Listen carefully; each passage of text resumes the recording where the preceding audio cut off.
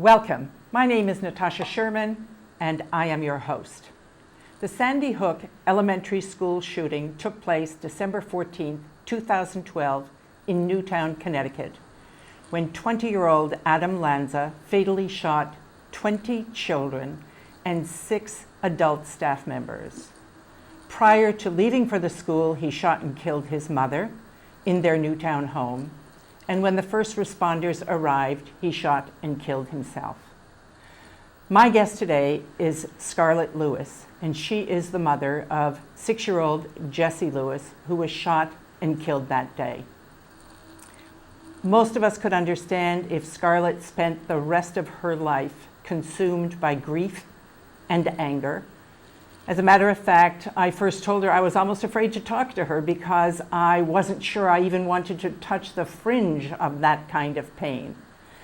And yet, Scarlett has chosen the road less traveled, and she is here today to talk about that. Scarlett, welcome. Thank you, Natasha. And thank you so much for being here and for being willing to have this conversation, which I'm sure in some ways might get a little easier, but never without its challenges. So I appreciate the fact that you're here.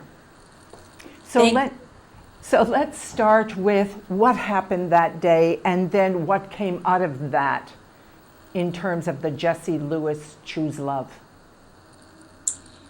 You know, December 14th, 2012 started like any other day.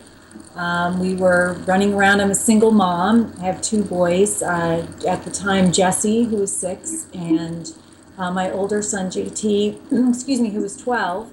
And so we're, normal day, getting up and running around, and I'm running late.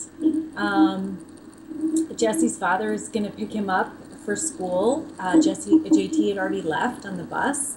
So he comes, and I walk Jessie out, and I'm, quickly trying to say goodbye, and I turn around to give him a hug, and I notice that he's written a little message with his fingernail in the frost on my car.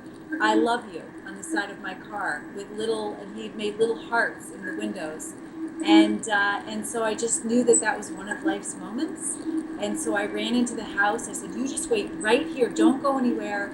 I ran into the house, got my phone, brought it back out, took a couple pictures, actually erased one because it was a little overexposed, gave him a hug, told him I loved him, and sent him off to school.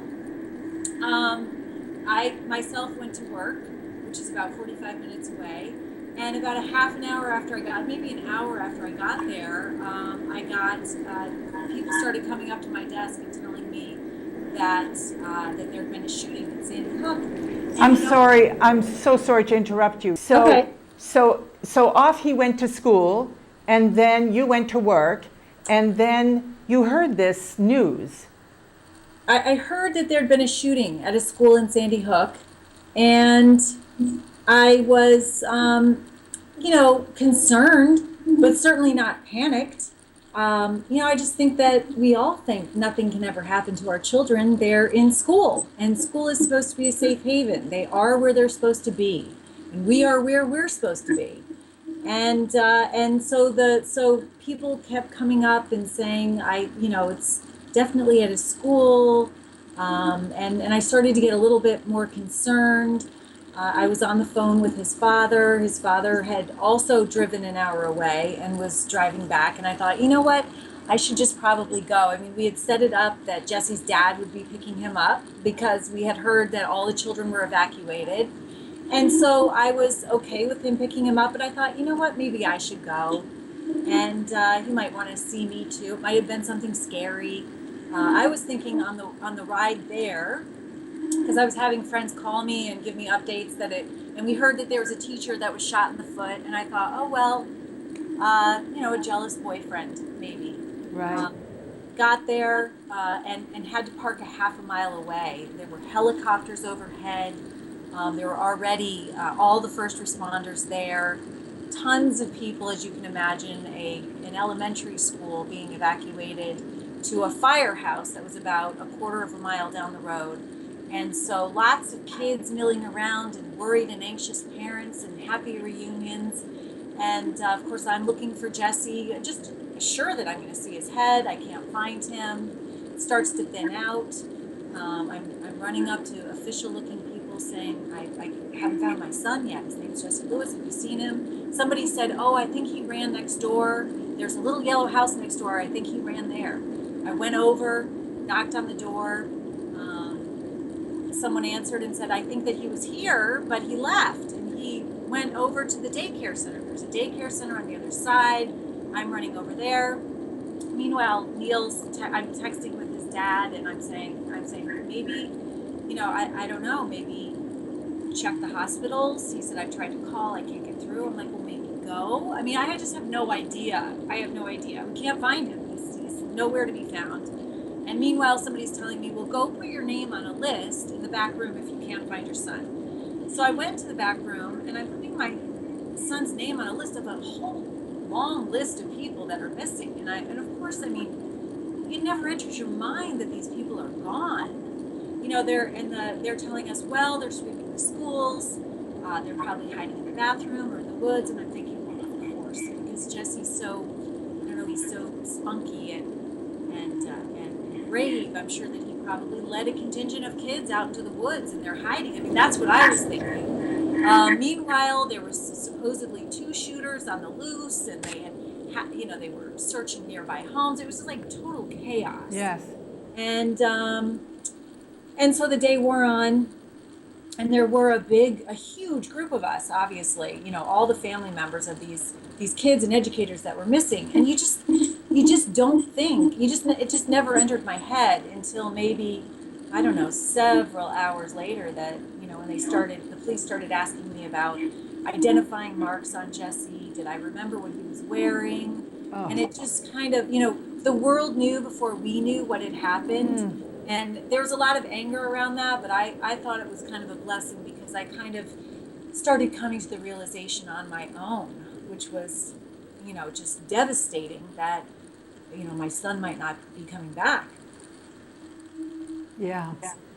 So eventually, I think around 4:00 in the afternoon, we were sitting outside, and to give you an idea of the chaos, this older man came up, knelt down at my knee and said, "There's no easy way to say this, your son's dead." What? And then went away. And He police said officers what? went up to me and said, "What did he just say to you?" And I said, "He just told me my son was dead." He wasn't supposed to say that, and they apprehend him and all that. I mean, because, it's just interesting when a tragedy happens. Oh, my God. Different characters that show up. But anyway, I knew that was the truth. And at that point, my brother from Boston and his wife had come down. My whole entire family was there. So it was, devastating, obviously. And at what point was it fully confirmed? For me, it was confirmed then. But evidently, there was a midnight visit by the FBI or maybe a police chief and someone else that knocked on our door and gave us the official information. But at that point, I had taken a sleeping pill and I was asleep. So I was actually at my mom's, and so she answered the door. And it wasn't until, I don't know, several weeks later that I even found out about that visit. But that was the official visit. Right. But, I knew towards the end of the day. I'm sure every parent out there hearing this can't even start to imagine what that must have been like. And I assume that the reality of it hits in stages. Because there's the information, he's gone, but then what does that actually mean? And then how does my life look now? And then, no, he can't be gone. So in that process, tell me about the chalkboard.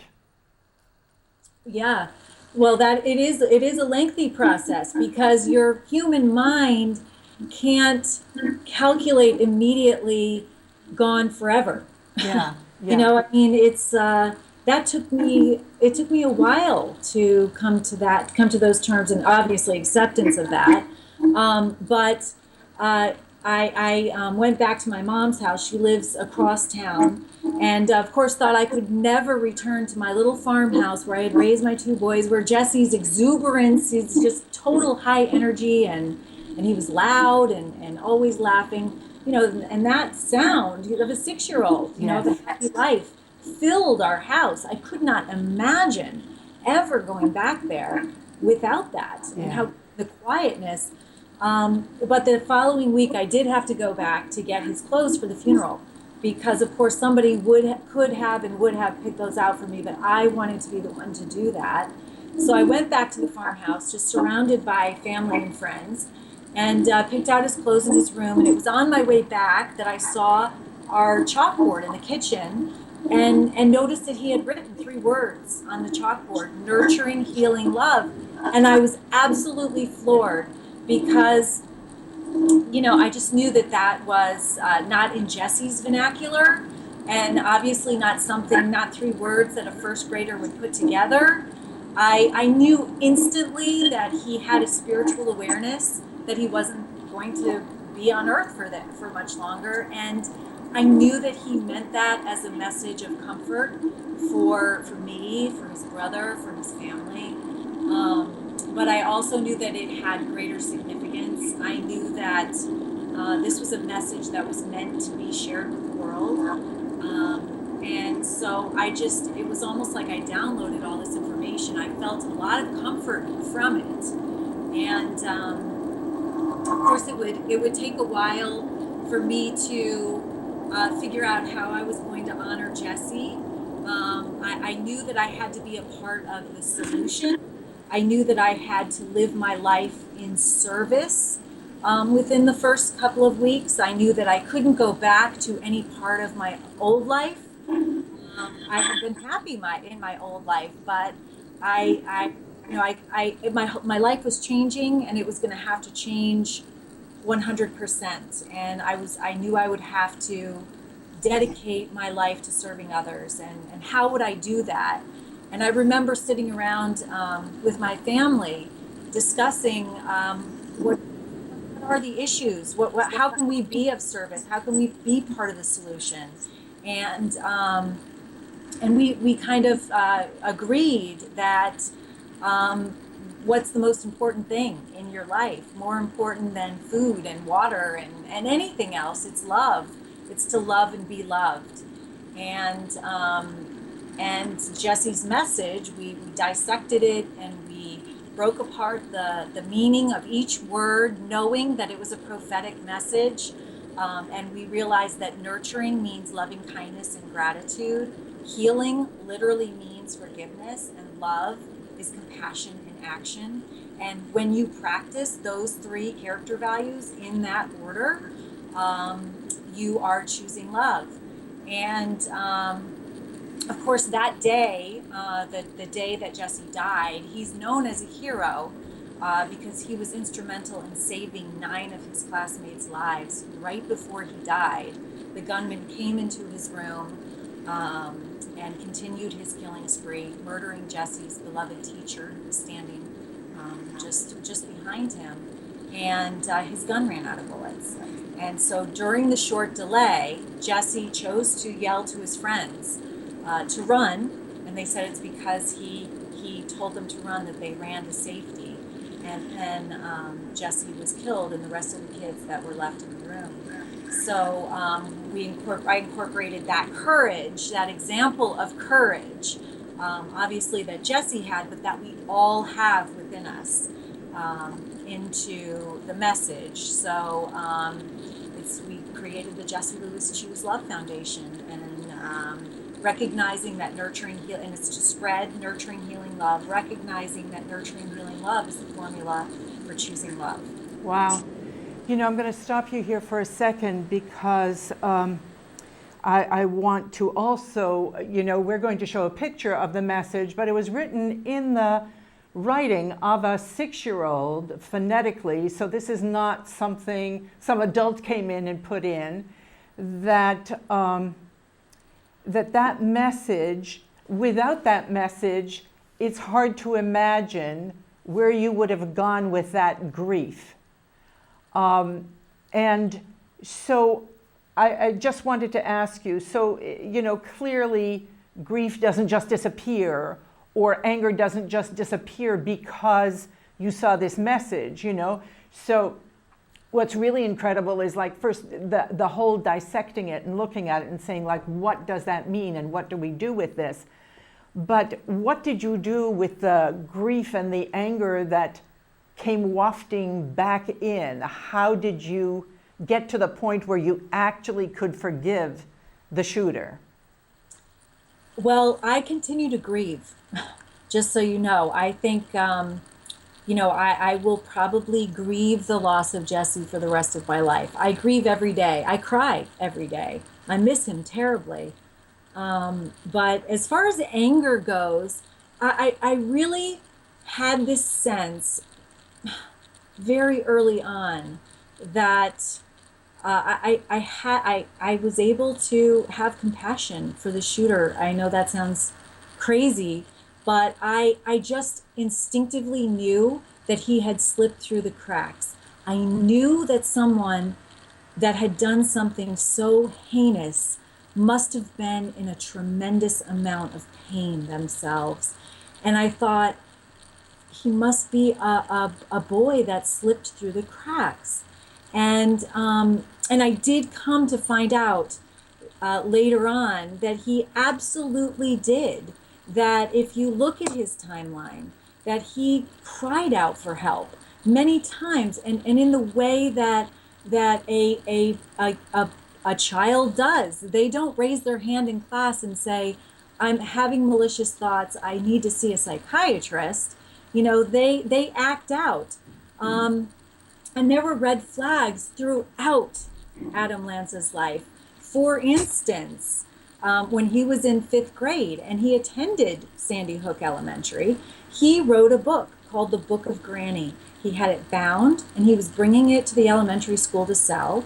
And it was about a witch that came to Sandy Hook Elementary with a broomstick, and the handle of the broomstick opened at the top and became a semi-automatic weapon, and she murdered children with it. So, I mean, when a child does something like that, that's a cry for help, right? Or it needs to be addressed. And that was never addressed. And that was just one out of a whole series of things that happened that, I feel like he maybe felt ignored. And what is the worst thing that you can do to another human being? And that is, in my opinion, ignore them. Yeah. Like they don't exist. Yeah. And I think that we're seeing that quite a bit with the active shooters. And of course, we've had one school-related shooting per week in our country since Sandy Hook. I'm not sure what the final count is. It's well over 140. And I think that you're seeing that because these shooters, they plan these things. It's not just most of them aren't just spontaneous acts. They plan them. They post what they're going to do on social media. They talk to their family and friends about it. Adam Lanza from Sandy Hook, he spent a year and a half planning this, planning the massacre. So I just feel like, they feel ignored and they're crying out for help the way they know. Look, I want to hurt myself. I want to hurt other people. Look, I'm planning on hurting other people. And then finally, when no one intervenes and they feel ignored, I think they ultimately think, look, I'm going to do this. I'm going to do it because when I do it, you're going to realize I exist and you won't ignore me then. And, that was just kind of a scenario that went through my head. Of course, I had anger. And I still feel anger at times, and not just at Adam Lanza, but at, people that take advantage of the tragedy. It's incredible what happens following a tragedy. You would never, it was mind-blowing. You could never anticipate it or imagine it. But were you ostracized at all for choosing this point of view? I'm not sure that my message of forgiveness is wildly popular in Newtown. I would suspect so. I completely understand that. There's a lot of anger, and I totally get that too. For me personally, choosing forgiveness, because it is a choice, was to save my life. I mean, Mm, I did not, I consciously decided that I did not want to become another victim to Adam Lanza. wow. At one point, I remember thinking this, looking out my mother's window at the birds that were in the bird feeder, and Jesse loved birds. And I thought, he did murder Jesse, but he didn't murder JT and I. And we're going to continue our life. We're going to have a good life. We're going to, we're just going to deal with this in the best way possible. We're going to choose how we respond to this situation. And It's totally extraordinary, and yet it makes sense. The thing that I wanted to ask you in the time we had left, because you actually created the Jesse Lewis Choose Love Foundation, and it seems to me that one of your goals is to actually create curriculums in schools to teach that kind of thinking. Is that correct? it is correct. My goal is to make sure that every child has access to social and emotional learning. That's learning about how to self-regulate your emotions. It's learning life skills. It's learning communication and how to get along with others. And I believe that if Adam Lanza had had access to social emotional learning, this whole tragedy wouldn't have happened.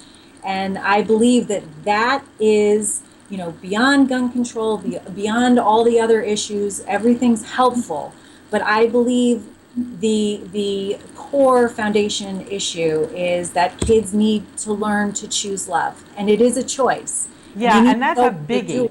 And so we are in the finishing stages of creating an absolutely free Choose Love Enrichment program that we're going to offer online, and that will be fulfilling our mission of making sure that every child has access to this life-changing curriculum. That's amazing. Yes, and when you keep saying choose, I mean that's the key word there. Mostly we don't think we have a choice in how we feel or how we deal with what we feel, and to be able to teach that and empower children and adults to do that can alter the world. I wanted to ask you about your other son, because he has done some extraordinary things since then as well. He has. So JT was 12 at the time, and he had an incredible experience where a group of orphan genocide survivors from Rwanda reached out to him and shared their experience. Remember, when something like that happens, you don't have a lot of people who've been through the same situation. So, people are telling you you're going to be okay, but they really have no legitimacy. Yeah. These people in our eyes had legitimacy. They'd been through something worse. They'd gotten through the other side, and they were willing to share their story and tell us how they did that. And so they just really connected with JT and gave him the healing equation that they had for getting through watching the murder of their families and attempted murder on themselves and orphanages, and how they turned this whole thing around to finding meaning in their suffering and using it to help other people. And after that, and amazingly enough, their healing equation, by the way, was the exact same formula that Jesse had left on our kitchen chalkboard. It's gratitude plus forgiveness plus compassion in action, and that's choosing love. And that's exactly how they got through theirs. And afterwards, JT, this is a quote that I'll never forget. He said, "Those kids reached out to me in love, and I'm going to reach back out to them, and I'm going to raise money for them to go to university, because that was not an option for them with their current lifestyle." And he went back to school. I actually always wear his band. He sells these bands, and his organization is called NewtownHelpsRwanda.org. And he has sent one of those orphan genocide survivors to university for 4 years, plus an additional amount to help her family. He's built a self-sustaining fish pond in Uganda for former children soldiers, and he's helped countless children in the U.S. that have experienced extreme trauma. Wow. And the amazing thing is, he's healing through this. Through being in service to other people, he's healing himself. He's doing really well, and he's happy. He's probably more well-adjusted than he was. And this is all through his service work. And I think it's such a great example. A living example of passion. Yes. We've got 1 minute left, and I want you to tell us about your book.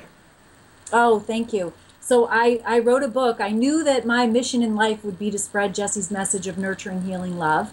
And I wrote a book called Nurturing, Healing Love. It's published by Hay House.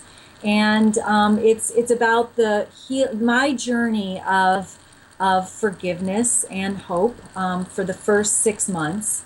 And it's really, I've gotten a lot of feedback from all around the world, and it's really helped a lot of people, and I'm so thankful for that opportunity.